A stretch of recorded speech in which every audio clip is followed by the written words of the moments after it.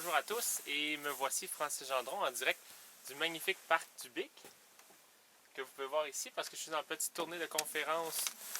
J'ai fait Rimouski et la Pocatière hier, les deux ont fracassé mon record dans l'auditoire avec 85 et 90 personnes approximativement. Alors, après ces deux conférences-là, en fait ça fait à peu près 2 semaines que je reçois un petit peu trop de emails pour réussir à répondre à tous. Et donc, j'ai décidé de... si vous avez des questions, ça va me faire un grand plaisir de leur répondre, mais c'est pas certain que je vais pouvoir vous répondre par écrit parce que ça me prend énormément de temps de faire ça. Je suis pas très rapide à l'ordinateur, puis en plus c'est très long, puis en plus je suis obligé d'être devant un ordi, tandis que je peux être ici en train de faire une vidéo puis répondre à toutes vos questions. Donc je vous encourage à continuer de me poser des questions, mais on va les diviser en deux à partir de maintenant. C'est-à-dire, si c'est une question pour un projet personnel, vous voulez savoir exactement comment ça marcherait pour votre endroit, etc., etc. Si c'est votre projet personnel, je vais charger des honoraires, dans le fond, je vais charger à l'heure pour vous parler soit sur Skype ou en personne pour pouvoir vous aider à construire votre propre projet en tant que, on pourrait dire, consultant ou quoi que ce soit comme ça, par rapport au WordChip.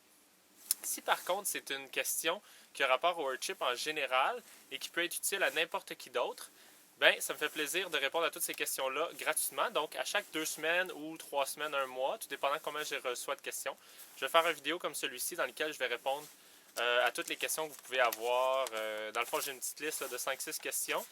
Puis, dans les prochaines semaines, justement, je vais toutes les organiser bien pour être capable de répondre à vos questions d'une manière organisée. Et donc, ça va aussi en même temps répondre aux questions pour les autres personnes qui auraient la même, parce que souvent, c'est ça le problème aussi, souvent je reçois les mêmes questions. Et donc, ça me rallonge en termes de temps. Là. Donc, première question que j'ai cette semaine, c'est par rapport aux panneaux solaires. On me demande si c'est une bonne idée d'avoir des panneaux solaires au Québec. Par rapport à ça, ça dépend vraiment de ce que vous voulez pour vous-même. Si c'est pour l'autonomie, si vous aspirez à avoir une autonomie complète, être indépendant de Hydro-Québec, alors oui, c'est une bonne solution, bien entendu. C'est la seule solution d'ailleurs, ou bien les éoliennes, donc panneaux solaires ou éoliennes, et ou, à moins qu'il y ait d'autres alternatives, mais pour produire l'électricité comme telle, c'est une des alternatives qui est là. C'est important de comprendre aussi que les Earthchips, eux, vont diminuer vos coûts en chauffage et chauffage de l'eau de manière extrême, c'est-à-dire que vous n'aurez presque pas besoin d'électricité pour aucun de ça, ni le chauffage de l'eau, ni le chauffage de la maison. C'est donc dire à peu près 80% de votre électricité va être diminuée soit à zéro ou soit à très bas. Donc, il reste juste le 20% là, pour faire fonctionner l'ordinateur, le blender, puis ces choses-là. Ça ne peut pas être fait de manière passive et donc les panneaux solaires sont une alternative. Si votre objectif c'est de ne pas payer cher, les panneaux solaires au Québec présentement avec les technologies actuelles ne rentreront jamais dans leur argent. Hydro-Québec, l'électricité est tellement moins chère qu'ailleurs dans le monde que si vous choisissez d'avoir des panneaux solaires au Québec, il faut être conscient que ça va vous revenir plus cher que d'avoir Hydro-Québec parce que ça va prendre tellement d'années avant de rembourser vos panneaux solaires qu'ils vont avoir diminué en efficacité et où ils vont commencer à être moins bons à ce moment-là. Donc, si c'est une raison économique, non, c'est pas une bonne idée d'avoir des panneaux solaires. Si c'est pour une raison d'indépendance complète, oui, c'est une très bonne idée. Et une autre alternative qui est possible, c'est de se brancher sur Hydro-Québec au départ pour diminuer énormément les coûts de la maison au départ, parce que c'est quand même assez coûteux un système de panneaux solaires. Et au fur et à mesure que vous avez plus d'argent, vous pouvez tranquillement, pas vite, vous faire un système de panneaux solaires et éventuellement vous débrancher. Je ne sais pas exactement comment ça fonctionne au niveau des lois lorsqu'on veut se débrancher de Hydro-Québec par contre. Il va falloir faire des recherches là-dessus. Mais en gros, c'est à peu près ça pour cette question-ci. On me pose aussi la question sur l'eau potable. Comment ça fonctionne l'eau potable? Comment ça se fait qu'on peut utiliser l'eau pluie directement? Dans le fond, il faut comprendre que dans le Earthchip, premièrement, au Québec, il y a certaines personnes qui sont très chanceuses, comme d'ailleurs les gens de l'Escargot, Alain et Hélène à Chertsey. Eux n'ont pas eu besoin de faire ce système-là parce qu'il y avait une source d'eau qui coulait juste à côté de leur maison.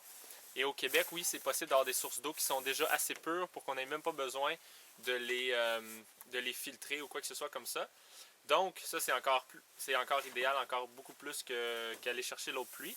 L'eau de pluie, elle, devra être filtrée. C'est pour ça qu'à l'intérieur du Earthchip comme tel, l'eau se divise en deux.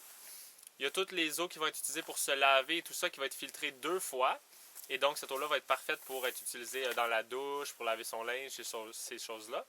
Et après ça, l'eau qu'on va utiliser pour l'eau potable va être refiltrée 2 autres fois. Et pour ces deux filtres-là, tout dépendant où est-ce que vous êtes et votre aspiration à la pureté, parce qu'il y a certaines personnes que l'eau de ville actuelle, c'est assez, puis il y a d'autres personnes qui veulent vraiment la meilleure eau possible, bien, vous pouvez choisir les filtres qui vous tentent, dans le fond, pour l'eau potable. C'est-à-dire, vous pouvez aller avec un système plus passif, qui est par gravité, ou vous pouvez aller comme dans les Earthship. Eux, c'est un filtre céramique pour l'eau, avec des particules vraiment, vraiment fines. Vous pouvez aller voir sur leur site internet earthship.com si vous voulez avoir plus de précision. Mais en gros, c'est beaucoup au choix du propriétaire de savoir quel filtre il veut mettre pour son eau potable. Maintenant, on me demandait, oui, mais l'eau de pluie peut être acide ou l'eau de pluie peut être polluée. Il faut comprendre que l'eau, lorsqu'elle monte dans le ciel, dans le fond, lorsqu'elle est par évaporation, elle est distillée dans le fond, donc il n'y a plus de polluants à l'intérieur. C'est vrai que de nos jours, l'air est tellement pollué que lorsqu'elle redescend sous forme de gouttes de pluie, elle peut ramasser des polluants et devenir acide aussi en descendant. Mais il faut comprendre que l'eau de ville, elle est bien pire encore, parce que l'eau de ville, c'est l'eau qui a tombé du ciel, la même chose, mais qui est tombée dans des champs avec plein de pesticides puis de choses comme ça, de caca de vache puis de tout ce que vous pouvez imaginer, qui a coulé jusque dans des ruisseaux, qui a coulé jusque dans des rivières, qui a coulé jusque dans les lacs, puis c'est cette eau-là souvent qu'on prend pour apporter dans les villes. Donc l'eau au départ qu'on utilise dans les villes est bien pire que l'eau de pluie qu'on a dans un Earthship. Puis après ça, c'est juste la filtration. Donc n'importe quelle eau peut être redevenir buvable si on a les moyens de le faire là, avec les filtres. L'eau de pluie est une excellente eau à partir avec au départ parce qu'elle est déjà relativement pure comparée à l'eau, par exemple, qu'on trouverait dans des lacs ou des rivières. De nos jours, bien entendu, il y a eu une époque où c'était différent. Par rapport aux lois, on me demande dans le fond si c'est possible de faire au Québec, je veux dire, des Earthship. Il y en a un présentement à Chertsey qui est donc c'est les gens là, de l'escargot que je parlais tantôt, qui est tout à fait légal et fonctionnel. C'est un plus vieux modèle. Ils l'ont fait avant les ajouts qui ont été faits au modèle global, mais il fonctionne très bien et vous pouvez aller le visiter d'ailleurs en les contactant. Par contre, eux, effectivement, les lois qu'il faut changer, dans le fond, les lois qui pourraient vous empêcher de faire un Earthship sont municipales. C'est-à-dire que si le maire ou les conseillers municipaux ou les gens dans tout ce qui est des lois municipales sont ouverts à voir des Earthships se développer dans leur communauté, eh bien, il n'y aura pas de problème. C'est des lois qui ne sont pas très longues à changer. Ça va prendre quelques mois au maximum, un an, ça c'est dans les pires cas, pour changer les lois et les adapter pour le Earthship. Si par contre c'était des lois fédérales ou provinciales, bien entendu, ce serait un plus gros problème. Mais nous, au Québec, on n'a pas de ça présentement. La seule loi qui est qu'on ne peut vraiment pas passer à côté, ou du moins jusqu'à présent, là, c'est extrêmement difficile, c'est pour la fosse septique. Mais c'est pour ça que les plus récents modèles, incluant le global des plus récents modèles de Earthship, incluent la fosse septique comme étant dans le système. Donc, la fosse septique fait partie du système Earthship maintenant. Pour les gens qui vont être assez chanceux ou si les lois changent dans le futur, oui, il va y avoir possibilité d'avoir des toilettes compostables ou autre chose. Mais ça va être vraiment au choix du propriétaire. Et présentement, que je sache, il n'y a pas vraiment de municipalité aujourd'hui en décembre 2012 qui laisse construire des maisons résidentielles sans fosse septique, mais je peux avoir tort là-dessus aussi, c'est très possible. Donc, on me pose également maison à 10 000 $. À un moment donné, dans une de mes vidéos, je parle d'une maison à 10 000 $. La maison à 10 000 $ était l'objectif de Michael Reynolds. C'était 10 000 $ de matériaux, bien entendu. Ça ne comprenait aucunement la main-d'œuvre et ni même pas si, par exemple, il faut faire venir un tracteur temporairement pour creuser des trous ou pour transporter la terre ou ces choses-là. C'était vraiment juste de matériaux. C'était ça son objectif pour le modèle simplicité volontaire. Par contre, il n'a pas réussi à le construire à ce prix-là. C'était le premier modèle. J'étais là-bas quand on était en train de le construire à Taos. Il n'a pas réussi à le construire pour 10 000 $. Il a réussi à le construire pour un peu plus de 20 000 $, 20 000 $ américains de matériaux.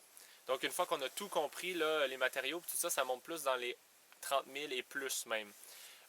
Il continue à chercher, il continue à apporter des nouvelles alternatives. Moi aussi, j'ai des bonnes idées à proposer par rapport à ça, les maisons qui ne coûtent pas cher. J'ai un ami qui en a construit une aussi, inspirée des Earthship à 15 000 $ de matériaux.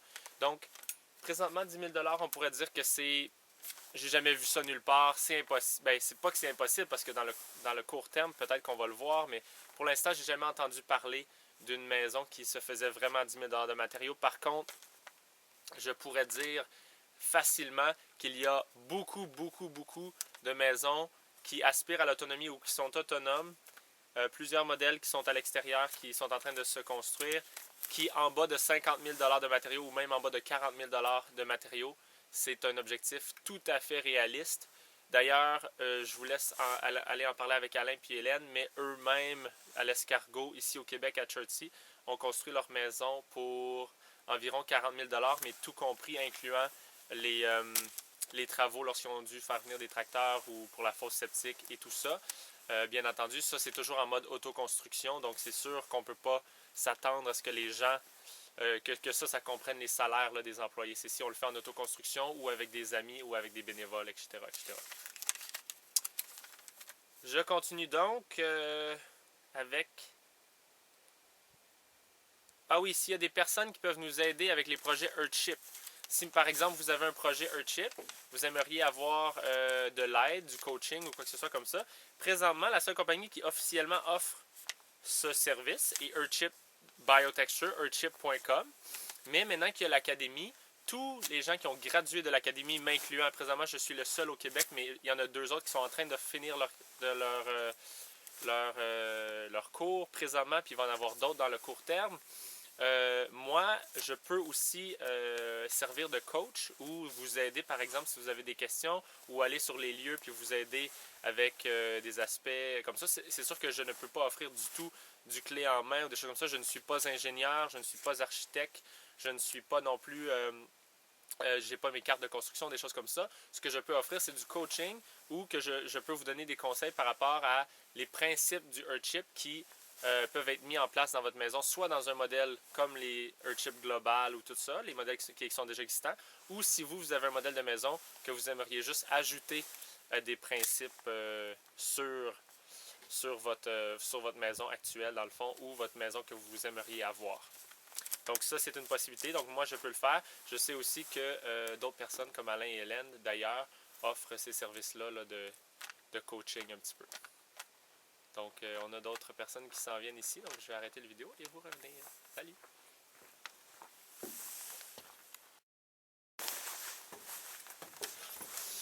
On continue donc avec le magnifique coucher de soleil. Wow! Outrageous! Donc, je vous offre un petit coucher de soleil en même temps que je réponds aux questions. C'est pas mauvais quand même. OK. D'ailleurs, je voudrais vous rappeler que aujourd'hui est la plus belle journée au monde. The best day ever. Again. Alors, je vous encourage à voir la vie ainsi parce que ça fait une grosse différence. OK, donc nous sommes à la quantité de pneus qu'on a besoin dans une maison. Earthship, dans le fond, la quantité de pneus requise. Pour cette question-là, ça dépend énormément sur le modèle parce qu'il y a certains modèles qui ont des dômes. Sur Internet, vous allez les voir sous le mot Vaulted Global. Lorsque les modèles sont faits en dôme, ils ont juste besoin de 5 à 6 pneus de haut. Donc ça fait une énorme différence parce que les autres modèles vont avoir besoin de 8 à 10 pneus de haut. Même des fois 11-12, j'ai déjà vu ça aussi. Donc, tout dépendant là, quelle sorte de mur vous voulez faire et quelle est la grandeur de la maison, ça va être extrêmement variable. Ça peut aller de 500 à 2000 pneus pour une maison. Et dans le fond, je dirais que pour le calculer, un pneu est à peu près 2 pieds de large. Donc, vous pouvez calculer c'est quoi la longueur de vos murs, divisé par 2 pieds, dans le fond, pour savoir, mettons que vous avez, je ne sais pas moi, 150-200 pieds.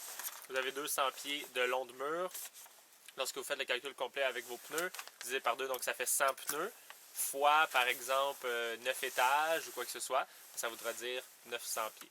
900 pneus, c'est-à-dire. Donc, le calcul n'est pas très difficile à faire. Il faut juste savoir combien vous avez de hauteur, quel modèle de Earthship vous avez, etc., etc. Ensuite, on me demande également la quantité de panneaux solaires. Encore là, une fois, c'est très dur à parler juste rapidement comme ça là, sur Internet. Des spécialistes, d'ailleurs, moi, je ne suis pas du tout un spécialiste des panneaux solaires. Ça s'en vient parce que je veux faire des formations sur le sujet. Mais moi, j'ai seulement eu des introductions. et des cours là, de base.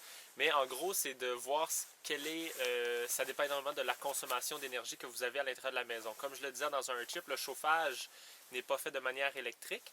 Et donc, on ne parle seulement d'à peu près, votre consommation va être à peu près 20% de la consommation actuelle si vous êtes au Québec, par exemple, et que vous chauffez à l'électricité.